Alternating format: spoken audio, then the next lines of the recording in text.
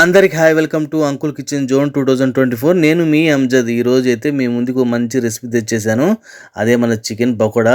పైన కరకరలాడుతూ లోపల జ్యూసీగా ఉండే చికెన్ పొడి అయితే చేసేద్దాం. ఈరోజు మన రెసిపీ ఇదే. టేస్ట్ అయితే చాలా బాగుంటుంది. ఇంకెందుకు ఆలస్యం వచ్చేయండి మన రెసిపీలోకి.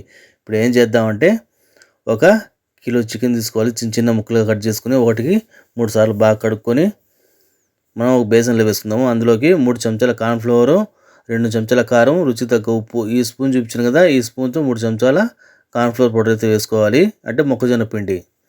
అలాగే ఇందులో 2 చెంచాల ధనియాల పౌడరు, హాఫ్ స్పూను పటాలొంగల పొడి, కొద్దిగా అజినోమోటో అంటే tasting salt, half teaspoon మిరియాల పొడి, అలాగే కొద్దిగా ఫుడ్ కలరు.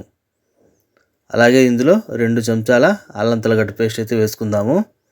అల్లం తెల్లగడ్డ పేస్ట్ అయితే ఫ్రెష్గా ఉంటే బాగుంటుంది. అలాగే ఒక చిన్న కప్పుతో పెరుగు, ఈ స్పూన్తో 2 స్పూన్లు మనం చికెన్ మసాలా వేసుకోవాలి. అలాగే గుప్పెడు కరివేపాకును వేసుకొని మొత్తం మసాలాను మనకు చికెన్ ముక్కలకు బాగా పట్టేలాగా మనం బాగా కలుపుకోవాలి. బేసన్లో 4 పక్కల మనకు కార్న్ఫ్లవర్ ఏమంటే దీనికి కోటింగ్లా పనికొస్తుంది.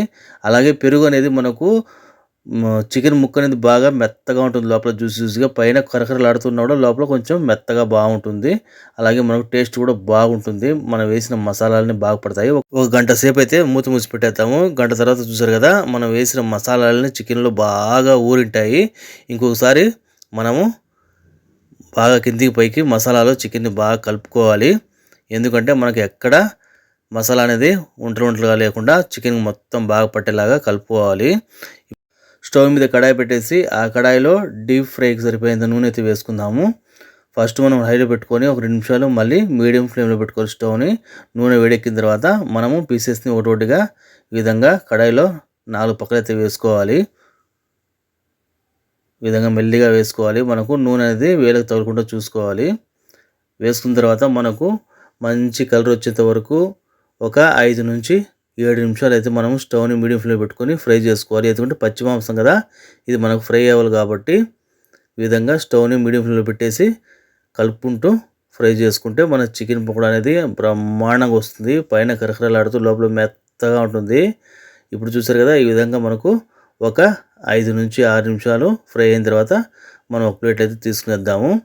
అదేవిధంగా మనము రెడీ చేసి పెట్టుకున్న మన చికెన్ పకోడా మొత్తం ఇదే విధంగా ఒకదాని తర్వాత ఒకటి వేసుకొని ఫ్రై అయితే చేసుకునేద్దాము. స్టవ్ అయితే మనం మీడియం ఫ్లేమ్లో పెట్టాలండి. హై ఫ్లేమ్లో పెట్టేసామంటే తొందరగా పైన అయితే కలర్ వచ్చేస్తుంది, లోపల ముక్క అనేది పచ్చిగా ఉంటుంది. మనకు చికెన్ పకోడాలో పెరుగు వేయడం వల్ల మంచి టేస్ట్ వస్తుంది. అలాగే లోపల మెత్తగా జ్యూసీగా ఉంటుంది. కార్న్ ఫ్లోర్ అనేది మనకు పైన కోటింగ్ లాపనికి వస్తుందండి. మనం వేసిన మసాలాలని ఒక గంట సేపు ఊరబెట్టాం కదా, ఆ మసాలాలు బాగా ఊరుతాయి చికెన్లో, టేస్ట్ కూడా బ్రహ్మాండంగా ఉంటాయి. ఇంకా మన చికెన్ పౌడర్ రెడీ అయిపోయింది కదా, దీన్ని సర్వ్ చేసుకునేద్దాము. చూసారు కదా, చూడడానికి ఎంత కలర్ఫుల్గా ఉందో. చూసారు కదా, ముక్క ఎంత జ్యూసీగా ఉందో, పైన కరకరలాడుతూ లోపల మెత్తగా. దీని కాంబినేషన్గా ఎర్రగడ్డ నిమ్మకాయ పిండుకొని తింటుంటే టేస్ట్ సూపర్గా ఉంటుంది. చేయడం కూడా చాలా ఈజీ కదా. మనకు రోడ్ సైడ్ బండ్లలో కానీ రెస్టారెంట్లో కానీ ఇదే విధంగా చేస్తుంటారు.